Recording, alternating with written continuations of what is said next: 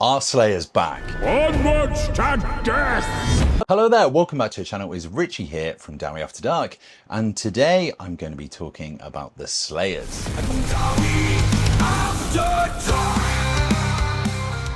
A couple of weeks ago, when Games Workshop announced they're going to be releasing the next two Arcane journals, Cetra's Revenge and Dawn of the Storm Dragon, there was a sneaky little tidbit inside the Arcane journal preview that said the Slayers are coming out with the Border Princes in Cetra's Fury.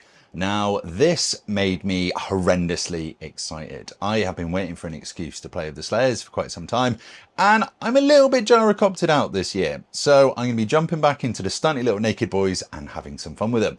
Ever since this book came out, I have been furiously, and I mean furiously, painting up as many short little ginger men. Wait, did I say short? I mean a muscular ginger throng. Now, I have been really enjoying doing these. Currently, I'm probably only about halfway through the army, but I am amassing Slayers and will hopefully have them ready for the tabletop soon. Today, I'm going to be talking about a list that I have made up to use in the current Royal Clans, and also just a little chat about what I think might be coming with the Slayers and the kind of direction they potentially might go in. What they did in the past with the Storm of Chaos book, and even the first iteration of the rules in the 6th edition rulebook. Well, the first one, not the 6.5 or the Storm of Chaos. It did get slightly confusing at the time. With the release of the Dwarf Arcane Journal last year, there was a new model drop which piqued everyone's excitement. This was Youngrim, the young version of Ungrim Iron Fist, the king of Karak Kadrin, the Slayer Keep. Now, the reason that everybody got excited for this model is because he leads the Slayer throng that marches out to battle, fully naked and bristling with grudges. Now, unfortunately, we did not get a full Slayer army at this point, but we did get a slightly watered down version of that. Now, at the time, I didn't bother trying to play it at all because obviously they have no saves, but we'll talk about that a little bit later on. At the time, I didn't think that I could make a fully workable army that was just using Slayers. When you look through the army list, there are slight limitations you can take. You can take Demon Slayers and Dragon Slayers as characters, but only 0 to 1 unit of Slayers per 1,000 points, which means you're only going to be stuck with 2 units of Slayers, and then 4 units of Doomseekers for 1,000 points in special. So the Doomseekers, you can take quite a lot of them as per the match play guide that's recently just come out, but unfortunately I wanted to take more units of Slayers in this if I was going to do a Slayer army.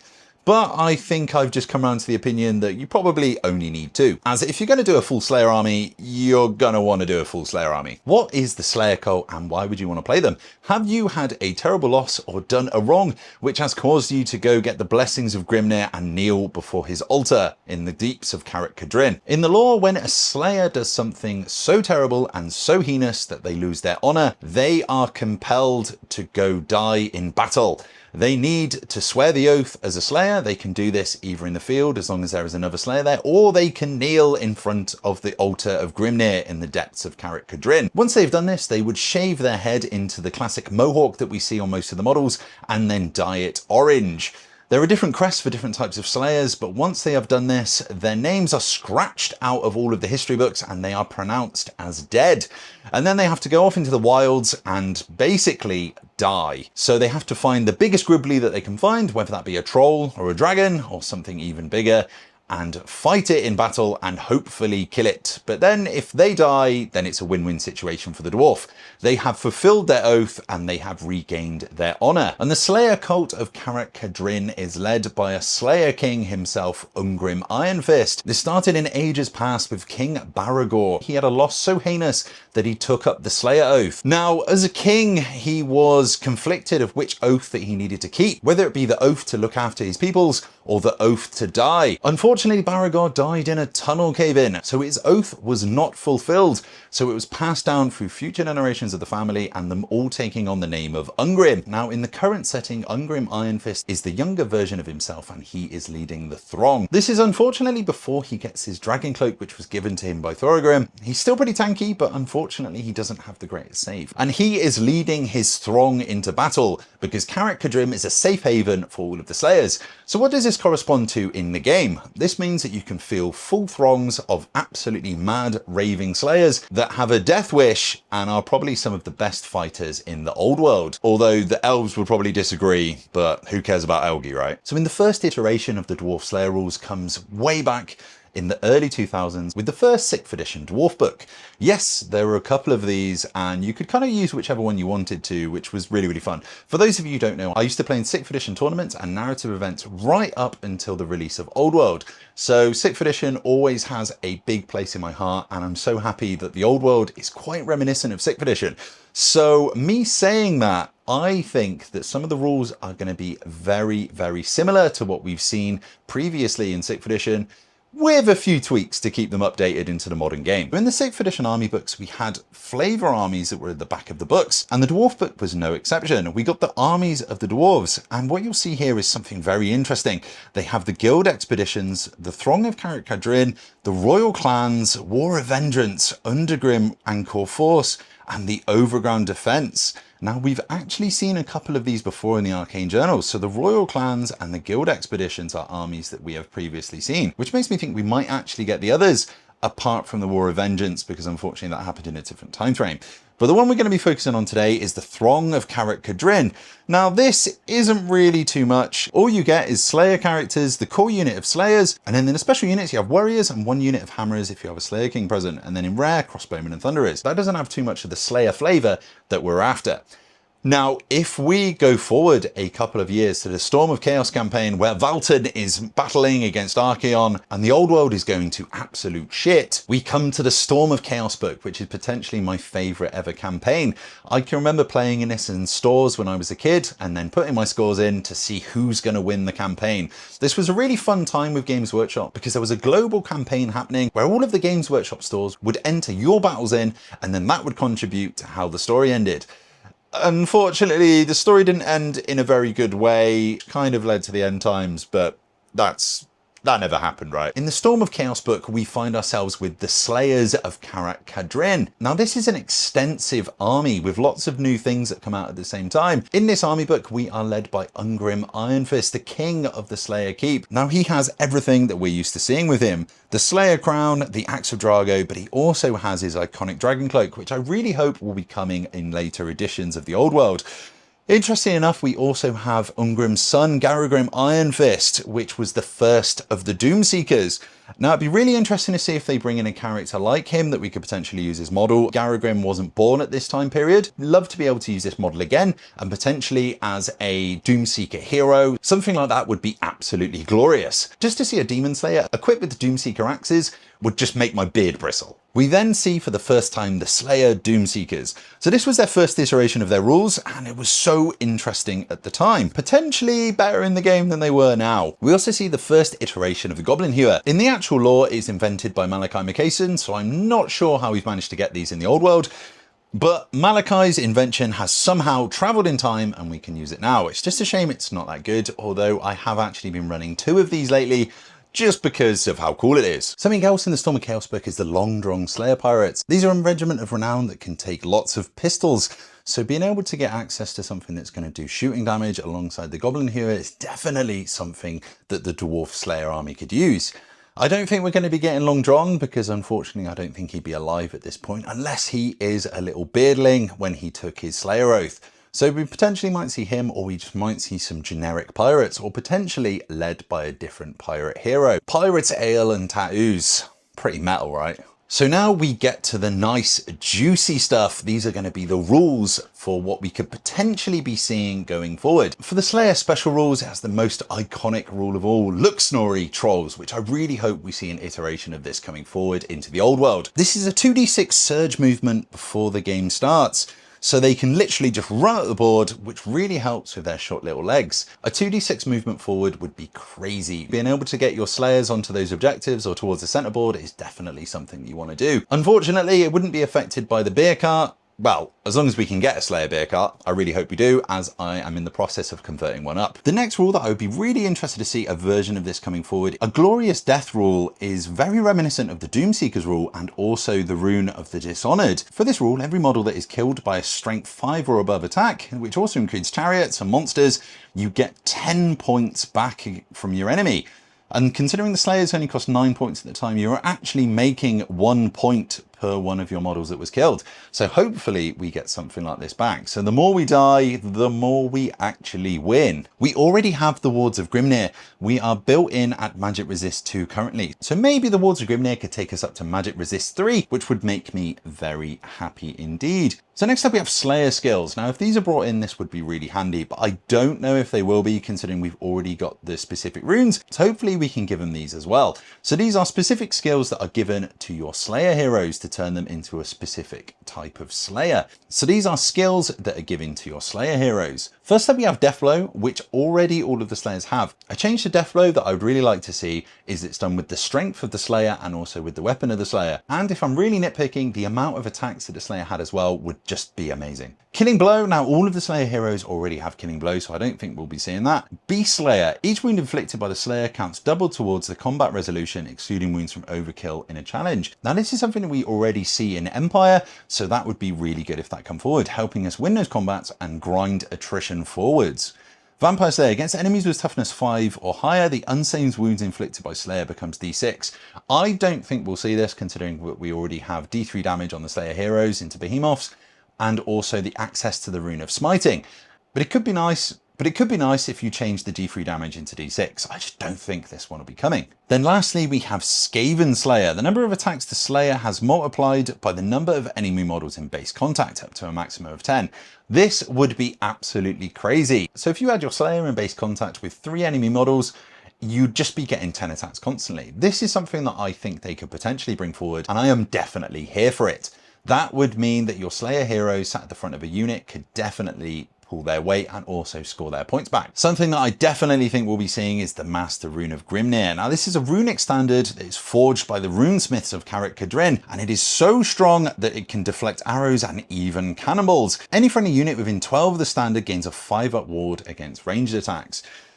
Now, obviously, the whole point of Slayers is to die in honourable combat. So getting killed by a ranged weapon isn't that honourable, so I definitely think we'll see something like this going forward, and I'm definitely here for it. It'd be interesting to see whether they bring this out, considering we have the Banner of Grugni, or we could potentially put the Banner of Grugni on one unit and then this on the other. But unfortunately, it's probably going to be choosing one or the other, because they're probably going to be locked to BSBs. So those are the iterations of the Slayer armies that we've seen before, and the current iteration in the Royal Clans list. Now in the Arcane Journal, it could completely surprise us, and they could get lots of new things that we haven't seen before. Something I definitely want to see is the Banner of Grimnir, to be able to stop some of those missiles coming in, the Surge movement at the beginning of the game, to be able to get our stumpy little legs up the board, which, considering we only have movement 3 or movement 4 with a cart, is definitely something that the dwarves need. As you wouldn't be able to take an Anvil of Doom in this list, so you wouldn't be able to get any double moves. A Doomseeker hero that you can use the Garrigan model as, and then potentially some more skills to be able to give to those Slayer heroes. Something that I would love to see as well is potentially ambushing or scouting units. Can you imagine if you just have a big 40-man block of Slayers that can suddenly ambush, or potentially even scout some Doomseekers? Something like that would really help the army. We are now in an age of cafe balloons, so any movement shenanigans that helps us get a little bit closer to them is definitely good for the Dowie. I don't think we'll be seeing any plastic, potentially getting a new resin hero. Fingers crossed anyway, but I think plastic Slayers are absolutely miles off. If you really want to make your own host of Karak Kadrin and you're struggling to pick up the old classic Slayers, I would definitely suggest the Avatars of War plastic set, or if you want some fancier ones, head over to UK Resin Print, as he stocks the Hyena miniatures and the White Angel miniature Slayers, so you'll be able to get a full army of Slayers printed for you. There are also some fun ones from Mum Minis as well, which I really quite like. Their Doomseekers are really nice as well. So if you want this printed for you, head over to them. But if you've got a 3D printer, it's time for it to go burr. But if you do want to collect the old Slayer models, as I have been doing, then it's a rabbit hole, or maybe even a mine that you're going to have to fall down. And yes, I may have gone slightly overboard, but I'm trying to make my units as big as possible to take advantage of the death blow rule. While we're here, I want to talk to you about a list that I have been making and playing a few games with. I've been really enjoying using the Slayers from the Royal Clans list. I just wanted to make a full Slayer army to try and make as much use of the Death Blow rule and Doomseekers as possible, as they're two of the funnest things in the Slayer army from the Royal Clans. Slayers are quite interesting, and why would you want to play with them? They don't have any saves, so they're just going to die in droves, but they do have some very interesting rules. The Slayer rule itself means that any wound roll of a 4 is always a success regardless of the target's toughness. This means that you are actually very good into T6 monsters, and with enough weight of attacks, you'll be able to bring down any dragon. They also have the rule Death Blow, which the unit that killed that Slayer suffers a Strength 3 AP 1 hit, which combined with the Slayer rule means that a 4-up is always going to wound. So the more wounds a dragon does to you, the more attacks it's going to get back at it, which is just hilarious. I have been playing around trying to make my blocks as big as possible just so I can get as many death blows back into the enemy. It's been working very well into combat armies. It works really well into vampire counts, warriors of chaos, high elf rush armies, or anything that wants to get right into your face, as you're going to be doing damage back to them when they don't want you to be. So they're going to come charging into you and you're going to kill them in the return. Unfortunately, the army is absolutely crap into shooting armies. So until something is slightly done about the Cathay balloons, I don't think you're going to be winning too many tournaments with this, but I am going to be taking a variant of this list to my next singles tournament because I have a single straight after Worlds and just want to have fun with some Slayers. The Slayers come absolutely riddled with special rules as well. They get the previously mentioned Death Blow, Hatred Orcs and Goblins, immune to Psychology, which is brilliant, Loner, Magic Resistance 2, which again in this edition is crazy, Motley Crew, which means you can put different weapon loadouts, Open Order, Resolute, Slayer and Unbreakable. Now Unbreakable and Immune to Psychology really help this unit because as soon as you get them in combat, they are not going anywhere. Open Order is quite nice now as well. After the last FAQ, you get that nice pivot at the end of your move if you haven't run, which is quite handy to be able to maximize attacks if things are being sneaky and trying to get out of your arc. There are definitely some fun shenanigans that you can do with Motley Crew now. Considering we have 2 fighting ranks, you're going to be able to load up with different weapons for your requirements, whether that be having a load of Giant Slayers on the front rank with additional hand weapons, so that they'd be getting 3 attacks each when you're charged. As long as you have more Troll Slayers in the fighting rank, which remember is 2 ranks when you're charged, you are going to be taking casualties from the second rank, taking out those Troll Slayers. So you're going to be taking out those Troll Slayers as long as they are able to fight. So if you're fighting into a unit and they do 8 wounds to you, you would take off 8 models from the back rank and then still get all of your attacks from the Giant Slayers at the front with those additional hand weapons, then potentially hit over the top with great weapons or just your normal Grommo weapons. Considering that Slayers have AP1 built into their hand weapons, it's actually pretty great. So there's some real fun that you can have with Motley Crew. You just always have to take the casualties from the weapons that make up the most in the fighting rank, so always make sure that you don't take too many Giant Slayers. I've just been enjoying using 2, to be honest. The Dragon Slayers and the Demon Slayers are very interesting tech pieces. They don't have any saves, but they are Magic Resist 3. These are really fun little tech pieces. Now they're D3 damage into Behemoth, so if you can get these into a Chaos Spawn, they're going to absolutely ruin its day. Combine these with potentially the rune of Alric the Mad, and you're ignoring armor saves, and you are D3 damage. So most things should be pretty scared of these. Unfortunately, you can't really survive the clapback, but this is where you take the Tattoo of the Dishonored, and as long as you can roll well, hopefully he won't die. So I'm going to jump into my Royal Clans Slayer list, which I've been having a lot of fun with. It's led by Ungrim Ironfist, who has to be the general. Next up, I have a Fireball Thane. He's there to deal with ethereal units and also little skirmishers, or anything that's kind of like dancing out of range, because it's still pretty handy. And considering it's Royal Clans and you don't really have any ranged output, the Fireball Thane is a really nice addition into this list. So I'm using the model of Malachi McCason for him, just so he fits into the theme. I've then got a Dragon Slayer with Great Weapon, Master Rune of Alric the Mad, 2 Runes of Fury, and the Rune of Wrath. Now what you could do is take a Demon Slayer, give him the Rune of Dishonored, and then you're not too worried about the points, because then when he dies, you're not giving away those. It works out about 308 points for a really beefed up Demon Slayer. I'm quite enjoying the cheaper Dragon Slayer just to kind of run around and absolutely murder things. In my core, I have 2 big units of Slayers. The first one's 39 and then a unit of 40 with hand weapons, 2 Giant Slayers, both have Standard Bearers and the Musician in one of them. With the slightly smaller unit and the Musician, that's the one that probably is going to have the heroes in it. I've kept this really cheap because I want to try and make the most use of Death Blow, because the more of them die, the more attacks I get back, which is a super fun mechanic. And then swarming around these 2 big units, I'm going to be having loads of Doomseekers. So I'm going to be running 6 Doomseekers, which are completely naked, but can still pack a punch. Remember, when you charge in the Royal Clans, you get +1 strength. So these guys actually do a lot of damage. They're still AP1, they still get lots of attacks, and they still get impact hits. So what you'd be doing is hiding these behind your units as you walk forward, and then when people engage with your Slayers, you then charge all the Doomseekers into their flanks, causing absolute carnage. And then a Dwarf cart that's just going to be kicking back and letting you get onto those objectives a little bit quicker. The whole point of this army is to walk up onto the objectives and just want to get charged. Or if an opponent wants you to charge them, you just get in there and try and deal as much damage as possible. It's a really fun list. This army was built to control the objectives in the midboard, so you're going to be really focused on 2 of those objectives. So if you're playing strategic locations too, you are going to be absolutely smashing the main secondaries. If you're playing the cabbage train, now you're going to keep a couple of Doomseekers back, and anything that comes to grab them, they're going to have to commit something they don't want to, or the Doomseekers are going to kill all of those small units. Once you've started destroying the opponent's units with your death blow and your heroes and your Doomseekers, once you've started to deal a lot of damage to the opponent, you then want to start throwing your Doomseekers away. Remember, if they don't die, they give your opponent points, so they need to die. So just start throwing them away. You kind of don't even care about them. It's quite a fun, liberating way to play because you're not even worried they're going to die. They go in there, they kill some guys, and then they get killed themselves. But you want them to die, so that's fine. It's a really fun list and I've been enjoying it.